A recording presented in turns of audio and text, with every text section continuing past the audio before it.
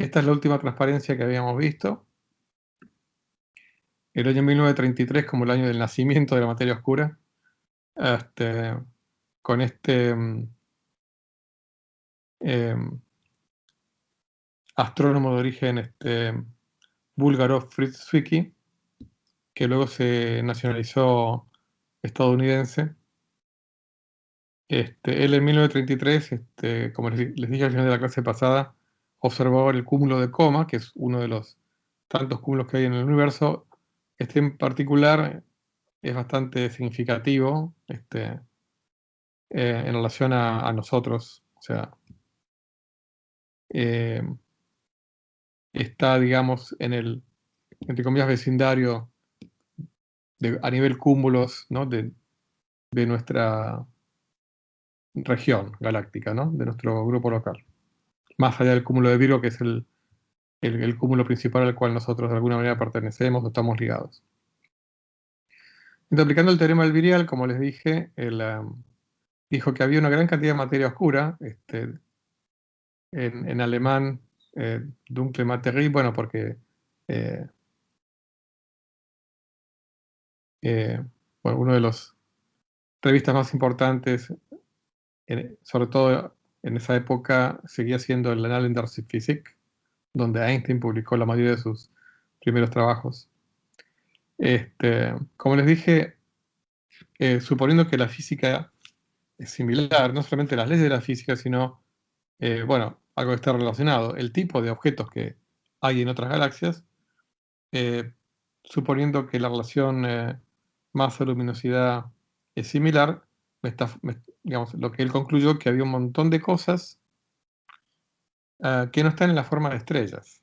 O sea, obviamente sabemos que hay un montón de cosas que no están en la forma de estrellas, como por ejemplo los planetas, ¿no? Los cometas, asteroides.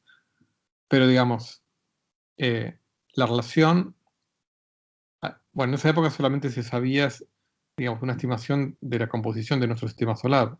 No se tenía información sobre otros sistemas solares. Pero digamos, suponiendo que eh, la relación o la composición de la materia, la distribución de la materia, es similar en otros sistemas solares en cuanto a que, bueno, la mayor parte de la materia la tiene la estrella de cada sistema solar. Bueno, acá este factor 400, que aunque después fue mucho menor, digamos, igual siguió siendo muy grande. Eso no, digamos, no, no cabía en la mente de nadie explicar esto diciendo que hay 400 veces más materia en planetas que en estrellas. O sea, que acá había otro tipo de problema. Como para un par de referencias más a Zwicky, en 1934, junto con el otro gran famoso astrónomo del siglo XX, Walter Baade, acuñaron la palabra supernova para estas estrellas que cada tanto se observan en el cielo, que aparecen de la nada y luego desaparecen, ¿no? Obviamente ya en esta época con los telescopios se veían supernovas, digamos, relativamente seguido. Y fueron los que empezaron, ¿no? La larga historia de las teorías sobre qué pasa cuando una estrella estalla en una supernova. En este caso ellos le dieron un gran paso al proponer que se trata de una transición de una estrella normal a una estrella de neutrones, cosa que es verdad para una gran proporción de las explosiones supernovas, de las estrellas supernovas. Lo que está ocurriendo es que una estrella muy grande, generalmente de varias veces la masa del Sol, estalla, llega al final de su vida eh, útil a nivel brillo y se transforma en una estrella de neutrones. Les cuento además que Zwicky, solamente él descubrió 120 supernovas. Acá puse la placa que está en la casa natal de Zwicky en Varna, en Bulgaria, porque realmente como científico es uno de los científicos más, digamos, reconocidos búlgaros, ¿no? Muy bien, entonces estamos, acuérdense, haciendo esta introducción histórica barra general a la cosmología, a su historia y su problemática. Y acá nos vamos a avanzar a la década del 40. Acá hay una imagen de 3 físicos importantes que estaban muy activos. Es una foto del año 1949. El que está acá a la izquierda, Robert Herman, a la derecha, Ralph Alpher, y en el centro, George Gamow, o Georg Gamow, un físico ruso que se nacionalizó norteamericano, un gran pionero en lo que es la historia térmica del universo, la teoría del Big Bang, la teoría de cómo se formaron los primeros núcleos en el universo. Y además, yo les recomiendo que busquen en internet libros de Gamow, porque además de escribir muchos papers, escribió varios libros de divulgación. Por ejemplo, hay uno que es muy entretenido, que se llama Biografía de la Física, y bueno, tiene otros más. Bueno, esto es unas tantas bromas en las cuales fue autor o coautor Gamow. Ilem es una palabra del inglés antiguo, inglés medio, que deriva de ilem, que significa materia en griego, ¿no? Entonces, es como que Gamow es el genio que sale de la lámpara, ¿no? Eh, pero esta botella es una botella de licor, ¿no? ¿Y esto por qué es? Porque de alguna manera Gamow puede ser considerado como una especie de genio que se le ocurrió la forma en que podría generarse los primeros elementos en aquella época que se empezaba a intuir que había ocurrido, la época donde estaba todo muy caliente, a partir de en una época en donde había solamente protones, neutrones y electrones.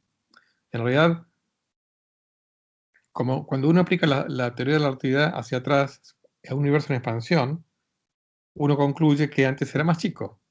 Entonces, por un lado, la teoría de la relatividad me dice que antes era más chico, y por otro lado, la termodinámica, unida a la relatividad, lo que me dice es que antes era más caliente, porque todo se va comprimiendo, eh, todo lo que es gas, cuando se comprime, se calienta, eso lo sabemos de termodinámica. Entonces, ya se sabía, se empezaba a saber desde la década del 20, 30 con físicos, bueno, el propio Einstein, pero también, por ejemplo, Richard Tolman, Oppenheimer y otros, que había habido una época en donde estaba todo muy caliente, ¿no? Ahora, cuando ustedes piensen que cuando cuando la materia está a más de 10.000 grados, típico, orden de magnitud, los electrones ya empiezan a separarse de los núcleos. Como regla mnemotécnica, una energía de un electronvolt más o menos equivale a 10.000 grados. O sea, ¿qué quiere decir? Que un gas que está a 10.000 grados, la energía típica que tiene cada molécula, digamos, de ese gas, es de más o menos un electronvolt. Un electronvolt es una medida, unidad de energía que se utiliza mucho en física atómica, ¿no? Porque resulta conveniente, es una unidad de energía muy chiquitita en relación al joule o al ergio, pero que es muy conveniente, ¿no?, para describir cuestiones atómicas. Como la energía de ligadura de los electrones alrededor del núcleo es de justamente unos pocos electronvolts, cuando un gas está a más de 10.000 grados, empieza a ser eh, estadísticamente probable que los electrones empiecen a salir de los átomos, con lo cual se transforma en plasma. ¿Qué es el plasma? Materia que tiene por un lado núcleos y por otro lado electrones. Entonces, si hubo una época en donde el universo estaba a más de 10.000 grados, en esa época todo era plasma, o sea, protones, neutrones y electrones dando vuelta. En realidad uno podría decir núcleos de hidrógeno, núcleos de helio. Ahora, así como la energía de ligadura de los electrones es del orden de un electronvolt en el átomo, la energía de ligadura de los núcleos, o sea, de los nucleones dentro de los núcleos, o sea, de los protones y neutrones dentro de los núcleos, es del orden de un megaelectronvolt, o sea, 1.000.000 de electronvolts. O sea, el equivalente a 4 ceros tienen que agregarle 6 ceros, 10.000 millones de grados. Entonces, en la época en que todo estaba a más de 10.000 millones de grados, directamente los núcleos dejan de estar ligados. O sea que hay protones, neutrones y electrones dando vueltas. Bueno, Gamow y sus colaboradores fueron los primeros en desarrollar una teoría sobre cómo se podrían haber formado los primeros núcleos en esta época. A medida que el universo se iba enfriando, de tener decenas de miles de millones de grados a tener miles de millones de grados, cientos de millones de grados, conforme se iba expandiendo, ¿no? Una de las cosas que se fueron dando cuenta es que en esa época, por más que estaba todo muy caliente, ya la presión no era tan grande y lo llama la nucleosíntesis primordial, solamente fue efectiva para crear núcleos de hidrógeno, helio, litio, berilio y no mucho más. Bueno, los isótopos, ¿no? Deuterio, tritio y no mucho más. Hoy en día sabemos que los elementos más pesados que esos se forman en el interior de las estrellas. Pero bueno, eso es otra historia, ¿no? Otro gran contribuyente a entender la física de las estrellas y entender lo que pasó en el universo, aunque de forma disidente, fue Fred Hoyle, un físico inglés que nunca aceptó la teoría del Big Bang, en el sentido de que nunca aceptó que el universo nació en un tiempo finito en el pasado. Esta es una cita del propio Hoyle, donde decía que para conseguir cualquier cosa realmente de valor, mientras se hace investigación, es necesario ir contra las opiniones de los colegas. Para hacerlo exitosamente, sin transformarse meramente en un chiflado, requiere de un juicio refinado, especialmente en cuestiones de largo plazo que no pueden ser dilucidadas rápidamente. Sin duda que Fred Hoyle no fue ningún improvisado, para nada. Quizá el error de él fue empecinarse en adherirse a sus propias teorías, llamada teoría del universo estacionario, hasta su muerte. De hecho, su último libro lo publicó poco tiempo antes de su muerte, alrededor del año 2000, y el título del libro ya lo dice todo, Cosmology, a Different Approach, o sea, cosmología, un enfoque diferente, ¿no? Y realmente tenía un montón de argumentos, pero lamentablemente, o no, bueno, según el gusto de cada uno, las evidencias de la cosmología fueron acumulándose a favor del universo, del Big Bang. No hay que confundir teoría del Big Bang con el hecho de que el universo se está expandiendo. O sea, Hoyle no es que negaba que el universo se estaba expandiendo. O sea, no es que él decía que el universo era estático. Él decía que era estacionario. Esta palabra digamos, estas dos palabras vale la pena recordar o aprender, que es la diferencia, ¿no? En física. Estático es algo que no se mueve. Estacionario es algo es algo dentro de la cual puede haber flujos de materia, energía, de lo que sea, pero bajo un régimen estacionario, o sea que no cambia. En algo estático nada se mueve. En algo estacionario las cosas se pueden mover, pero de forma tal que las propiedades digamos, las propiedades del todo y de cada región del todo, de ese sistema que estamos considerando, no cambian. Entonces, digamos, un ejemplo de sistema estacionario somos nosotros mismos. O sea, nosotros no estamos estáticos. Nuestro corazón late constantemente, nuestro cerebro constantemente está procesando información, eh, etcétera, etcétera. Entonces estamos constantemente cambiando. Sin embargo, estamos estacionarios. ¿Qué quiere decir? Que nuestra temperatura se mantiene constante, más allá de obviamente ciertas pequeñas variaciones. El ritmo de nuestro corazón se mantiene constante, más o menos constante, ¿no? El azúcar en sangre, ¿no? El colesterol, por decir algo, ¿no? O sea, son variables que no van cambiando minuto tras minuto. O sea, en particular la temperatura es el ejemplo más concreto, ¿no? Entonces, está todo moviéndose, ¿no? Y sin embargo, hay algo que de alguna manera no cambia. Bueno, eso se llama ser estacionario, aunque no seas estático. En el ejemplo del universo, el universo de Hoyle aceptaba que el universo se estuviera expandiendo, pero lo que decía es que se estaba creando materia por algún mecanismo que él nunca pudo eh, dar así lo pudo dar, digamos, a través de teorías concretas, pero digamos, siempre teorías eh, de alguna manera que tenía que introducir un poco ad hoc, ¿no? Básicamente lo que necesitaba era que ah, se creara un átomo de hidrógeno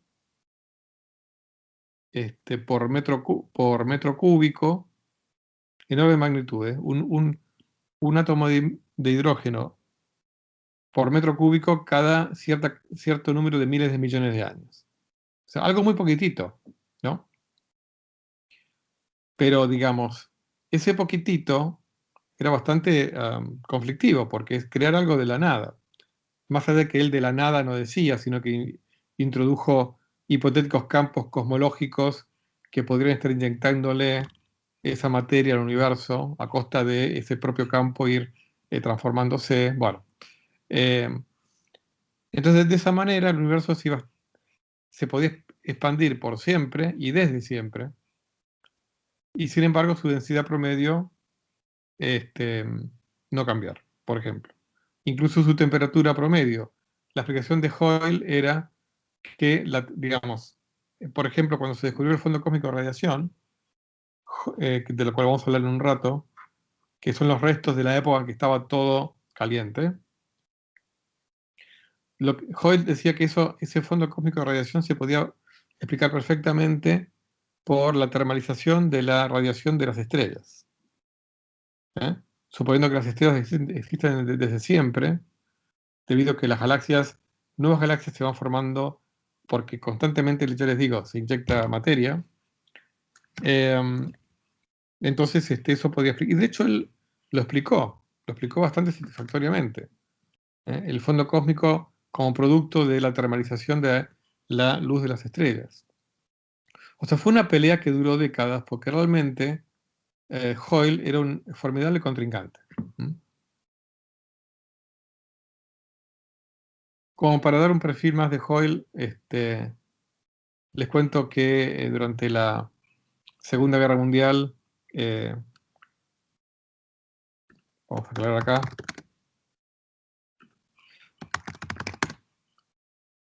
em, trabajó en radares. Em, su pasión igual era la física y la astrofísica en particular. Conoció a dos otros famosos físicos, Hermann Bondi y Thomas Gold. Les cuento que Thomas Gold fue el que propuso en 1968 que los pulsares, que son estrellas que están constantemente emitiendo eh, pulsos electromagnéticos, son estrellas de neutrones, se los cuento al margen. Pero bueno, trabajó con ellos y, y también en la década del 50 con William Fowler y el matrimonio Geoffrey y Margaret Burbidge, también todos famosos astrofísicos. Y Hoyle hizo grandes contribuciones a entender el mecanismo nuclear de las estrellas. Él explicó cómo las estrellas pueden fabricar los elementos que ah, no se pueden fabricar en ese Big Bang en el cual él no creía, ¿no? Realmente él fue uno de los grandes pioneros de eso. Por ejemplo, les cuento que no solamente bueno, el carbono, el oxígeno, el nitrógeno de los cuales nosotros nos componemos, provienen de las estrellas, no provienen del Big Bang. Yo voy a llamar Big Bang por una cuestión de uso, ¿no? Pero por más que remite la idea de una gran explosión, cuando yo digo Big Bang, lo que yo estoy pensando es una época en donde estaba todo caliente. O sea, porque es lo único que podemos asegurar. Eso de la gran explosión y una época, un tiempo en el cual todo estaba en un punto es algo producto de digamos, la divulgación, digamos, por hecha demasiado rápido, ¿no? Pero no es lo más correcto de decir. Cuando digo Big Bang, me voy a referir a la época en donde estaba todo a muchos miles de millones de grados. Bueno, les cuento también que elementos más pesados que el hierro se formaron exclusivamente en el momento en que las supernovas explotan. Por eso son tan raros. Pero bueno, Hoyle fue un gran contribuyente a la teoría de formación de elementos, o sea, lo que se llama la nucleosíntesis estelar. Fundó el Instituto de Astronomía Teórica en Cambridge, pero bueno, era una persona bastante intransigente en un montón de posiciones, de política científica y otras cosas, y bueno, tuvo disputas con las autoridades y renunció. Otra contribución, bueno, escribió algunas novelas con gran éxito de ciencia ficción.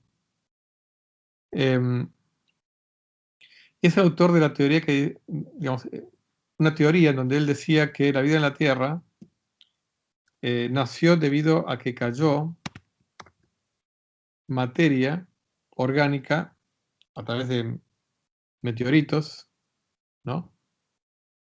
Que es una teoría que puede ser verdad o no. Uno dice, bueno, si es verdad eso, ¿de dónde salió? Si necesitamos que la materia orgánica primordial caiga del espacio para que haya vida, ¿de dónde salió esa materia orgánica, no? Pero bueno, una teoría que también tuvo despertó un gran interés. Y en particular, él cuando fue refinando su teoría del fondo cósmico de radiación, acá en general lo voy a denotar como CMB por sus siglas en inglés, Cosmic Microwave Background, o sea, fondo cósmico de radiación, los restos del Big Bang, ¿no? Como complemento a eso, él también hablaba de vapores expelidos por supernovas que se van enfriando, como complemento a la radiación estelar. Ahí dice vapores metálicos. Les voy a aclarar una cosa. Cuando un astrofísico, o un astrónomo, o un cosmólogo, habla de metales, no se está refiriendo al cobre bueno, a cualquier metal que uno se le ocurra. Se está refiriendo a cualquier elemento más pesado que el helio. A eso un astrónomo o un astrofísico le llama metal. Eso acuérdense. Entonces, uno podría resumir también diciendo que un metal es todo aquello que no se haya formado en el Big Bang. Es bastante parecido a eso.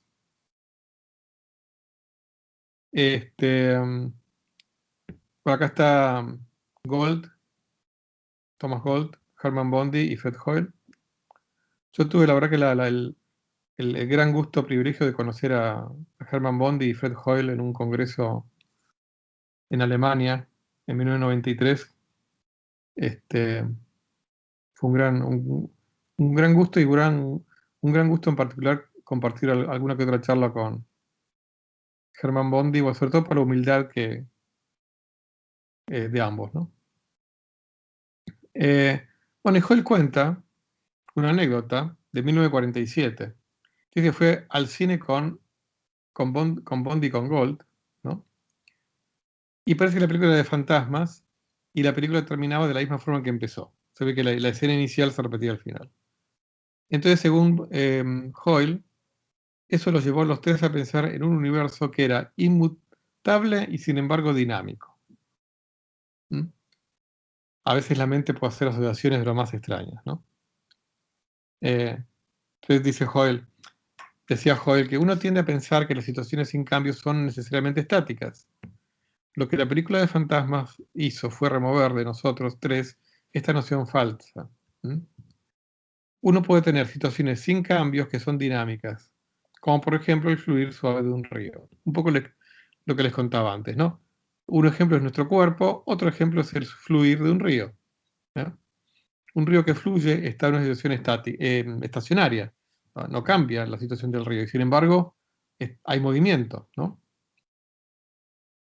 Entonces, bueno, ahí fue en donde ellos propusieron esta teoría, a fines de la década del 40, donde la materia está continuamente creando.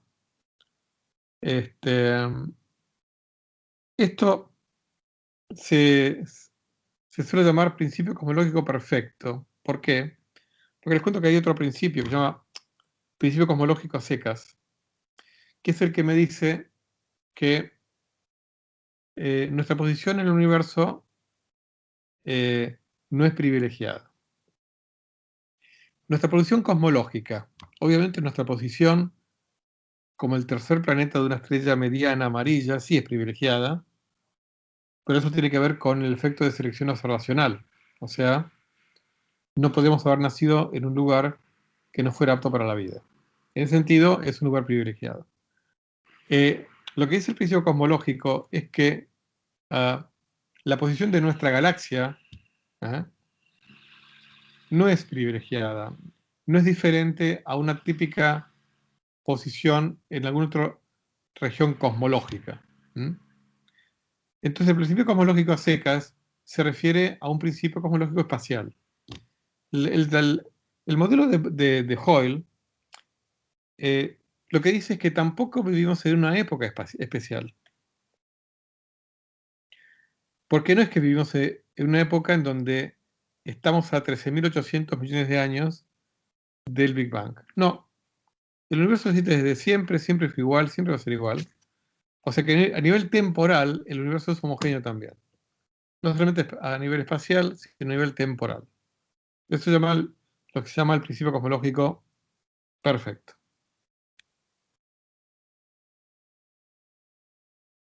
Les cuento que ya en la década del 50, 1952 en particular, ¿se acuerdan que comentamos de este astrofísico y sacerdote católico Georges Lemaitre, que hizo grandes contribuciones a las teorías, digamos, la aplicación cosmológica de la teoría de la relatividad al universo? Bueno, el Papa Pío XII en 1952 anunció que la cosmología del Big Bang afirma la noción de un creador y que por lo tanto está en armonía con el dogma cristiano.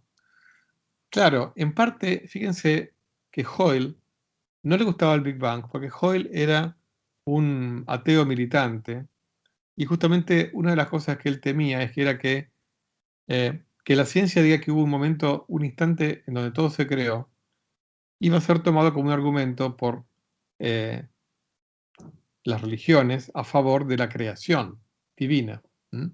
Y justamente dicho y hecho, el Papa Pío XII acepta, anuncia que la Iglesia Católica acepta, al menos como algo que no contradice al dogma católico, o sea, la teoría del Big Bang. Eh, Curiosamente, como Gamow era un emigrado soviético, ¿no? Un disidente, por más que yo no digo que Gamow fuera creyente, pero digamos,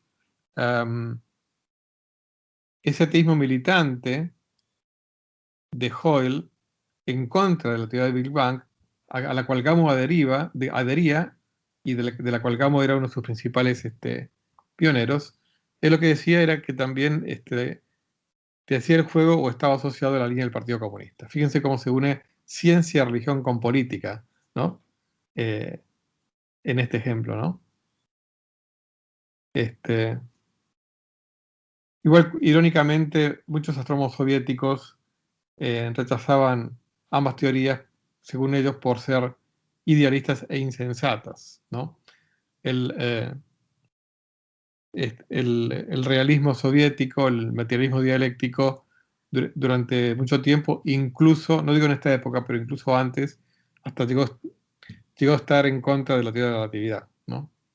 No digo en la década del 50, digo en la década del 20, por ahí. Pero bueno, todavía, digamos, ese materialismo dialéctico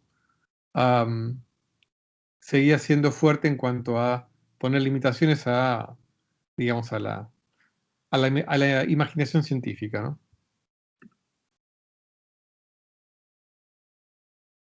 De alguna manera, como les digo, ¿no? O sea, digamos, estas discusiones entre Hoyle y Gamow estuvieron teñidas de religión y de política. Porque no solamente en relación con el anticomunismo, sino también para Hoyle un tema de libertad personal, ¿no? O sea, decir, bueno, un universo estacionario, eterno, infinito, en ambos sentidos del tiempo eterno, es como que da mayor libertad, de alguna manera, ¿no? Los astrónomos, en su gran mayoría, se mantuvieron un poquito al margen, quizá por la sensata idea de que decir, bueno, hay todavía mucho por hacer, hay todavía mucho por investigar antes de decidir cómo es el universo como un todo, la historia universal. ¿Eh?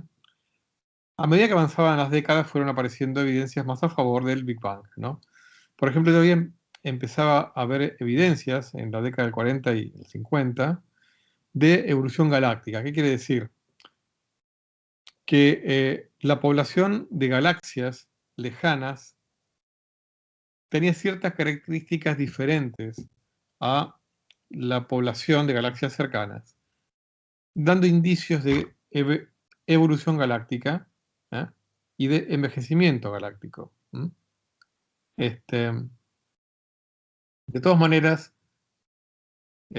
aún en la década de 50, esas evidencias no eran para nada categóricas, a punto tal que Bondi y Gold mostraron que, al menos en la década de 50, no había ningún efecto concreto, sino que eran todos, había errores sistemáticos y errores que eran mayores a cualquier evidencia concreta. O sea, no había evidencia categórica a favor de evolución galáctica. Este, Obviamente la situación es muy distinta hoy en día, en particular en los últimos, diríamos, 40 o 50 años. La evidencia sí es ahora categórica a favor de la evolución galáctica. Entonces, digamos, no hay casi nadie, por no decir nadie, que apoye el universo estacionario, el modelo de universo estacionario. De todas maneras, es muy interesante eh, profundizar en ese libro de Hoyle del año 2000, porque incluso intenta explicar la evolución galáctica, digamos, con su teoría. O sea, la fue sofisticando de forma tal de incluso explicar eso, ¿no? Pero con demasiados alfileres, ¿no? Por eso es que ya no tiene adeptos. Bueno, siguiendo con esta mezcla de introducción histórica y repaso de lo que es la cosmología, les cuento algunas cuestiones eh, sobre qué tipo de habitantes hay en el universo, ¿no? Allá por la década del 40-50 se fue acumulando evidencia, en particular por el astrónomo Walter Baade, o Walter Baade, ¿no? De astrónomo alemán, que luego emigró a Estados Unidos. Observó que hay dos tipos básicos de estrellas.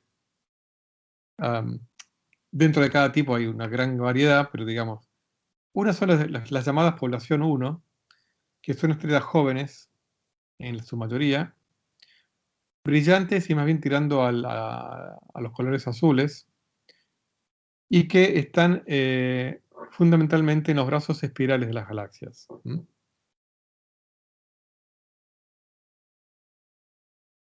Las variables cefeidas, que yo les comenté en la clase pasada que había usado Hubble para determinar las distancias de las nebulosas, en particular la de Andrómeda, eran estrellas de esta población. Lo cual Hubble en esa época todavía no lo sabía eso, ¿no? Luego están las de población 2, que son más viejas, en general más frías y más rojas, la mayoría de las cuales están en el centro de las galaxias y en los cúmulos globulares, que algo les mencioné de paso en la clase anterior, en su mayoría están en el halo galáctico. O sea, la mayoría de los cúmulos globulares de nuestra galaxia, por ejemplo, está fuera del disco galáctico, en lo que se llama el halo galáctico. Bueno, les cuento al margen que en nuestra galaxia hay unos ciento y tantos cúmulos globulares. Y les cuento que Harold Shapley había usado cefeidas de esta población para medir el tamaño de nuestra galaxia. Claro, el tema es que, ¿se acuerdan que la primera determinación de la constante de Hubble, que hizo Hubble, daba como 400 y pico de kilómetros por segundo por megaparsec?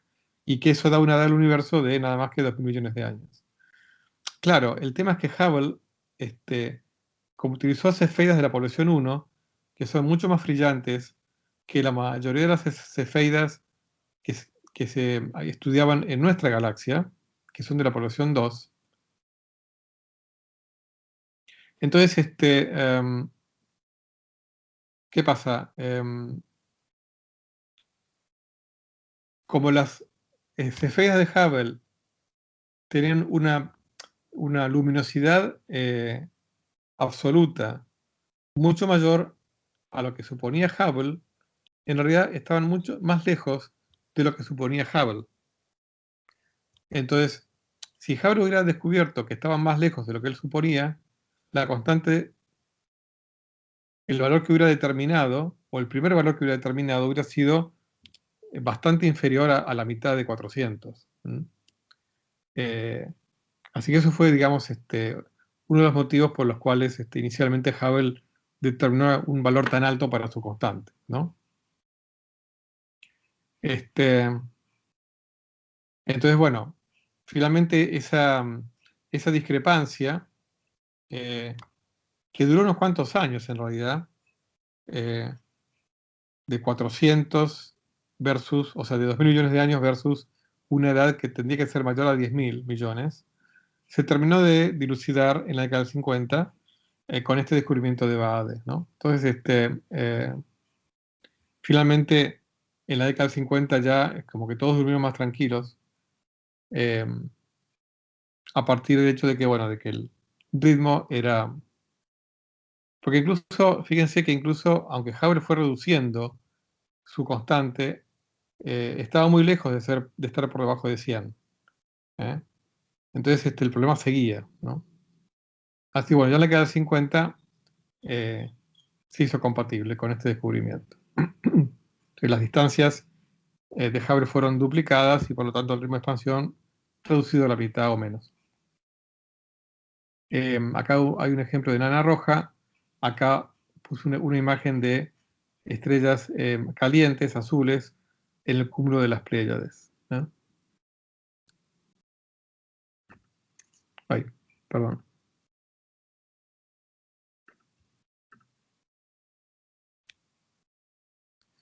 Siguiendo con algunas misceláneas de la historia de la cosmología y de los instrumentos y formas de ver el universo, algo muy importante fue el descubrimiento del universo radial. ¿Eh?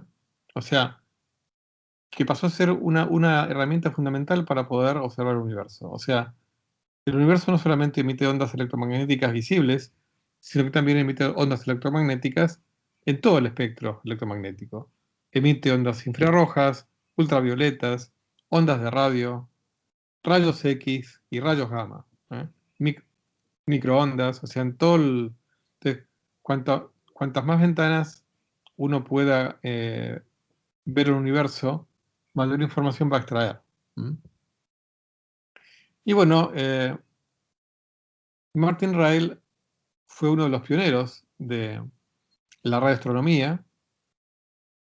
Él, bueno, también trabajó, al igual que Hoyle, trabajó en radares durante la Segunda Guerra Mundial. Y luego, bueno, trabajando en la Universidad de Cambridge y junto a Anthony Hewish, desarrollaron eh, la radioastronomía y, bueno, y recibieron el premio Nobel en 1974. Fíjense que Ryle, en particular, dentro de lo que es la radioastronomía, eh, catalogó 2.000 radiofuentes que nunca habían sido observadas este, en otra banda. ¿Qué pasa? De estas radiofuentes, algunas se pudo determinar la distancia, porque en realidad, si uno puede obtener el corrimiento del rojo, uno puede obtener la distancia usando la ley de Hubble. Ahora, muchas de estas radiofuentes eran radiofuentes, porque estaban tan lejanas que buena parte de su emisión electromagnética se había corrido para el espectro de las ondas de radio. ¿Por qué? Por el corrimiento del rojo. Con lo cual, buena parte de este muestreo proveyó argumentos en contra del universo extraordinario, porque indicaba una mayor preponderancia de radiofuentes lejanas que cercanas, indicando una evolución cosmológica, ¿no? O cósmica. Su compañero Anthony Hewitt también, o sea, el Nobel lo recibió porque fue el que descubrió los pulsares, que son estrellas que pulsan, fundamentalmente, digamos, en su gran mayoría y en gran porcentaje en ondas de radio. Les cuento, esto, digamos, más que cuestiones, digamos, feministas, diría que son también el hecho de que a veces el estudiante, sea hombre o mujer, a veces puede pasar a segundo plano de quién es su director, ¿no? O sea, la realidad es que la que descubrió por primera vez los pulsares fue una estudiante de Hewitt llamada Susan Jocelyn Bell, ¿no? El primer pulsar que descubrieron tenía un periodo de 1,3 segundos, a punto tal que tanto Hewitt como Susan, ¿no? El ayudante, pensaron que habían descubierto la primera señal extraterrestre, o sea, de una civilización extraterrestre. ¿Eh? O sea, como que era un faro interestelar, ¿no? Y lo llamaron, muy graciosamente, LGM1, por sus siglas en inglés, Little Green Men, ¿no? Pequeños hombres verdes 1. Luego, bueno, eh, como en paralelo la astrofísica estaba desarrollando fuertemente distintos modelos de distintos tipos de estrellas, pocos años después se explicó esta regularidad de emisión electromagnética a través de lo que las teóricas estrellas de neutrones, ¿no? Bueno, acá les incluí una imagen compuesta utilizando información óptica e información de rayos X. ¿Eh? Um,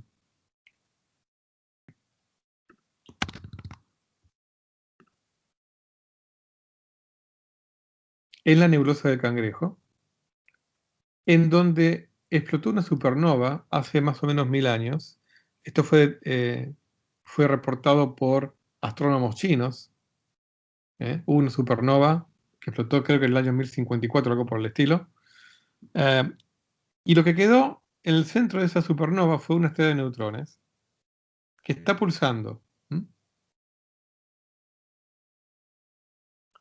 Está pulsando, una estrella de neutrones es una estrella que tiene una masa del orden de la masa del Sol, nada más que en lugar de tener 1.000.000 de kilómetros de diámetro, como el Sol más o menos, tiene aproximadamente 10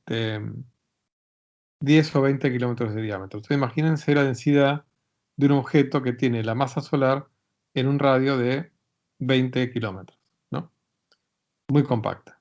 Bueno, y una estrella de neutrones, como su nombre lo indica, está compuesta fundamentalmente por neutrones, está en rápida rotación, piense que es el efecto bailarina, o sea, toda estrella tiene algún momento angular, por mínimo que sea. Cuando explota una estrella, lo que queda en su centro pasa a rotar mucho más rápido.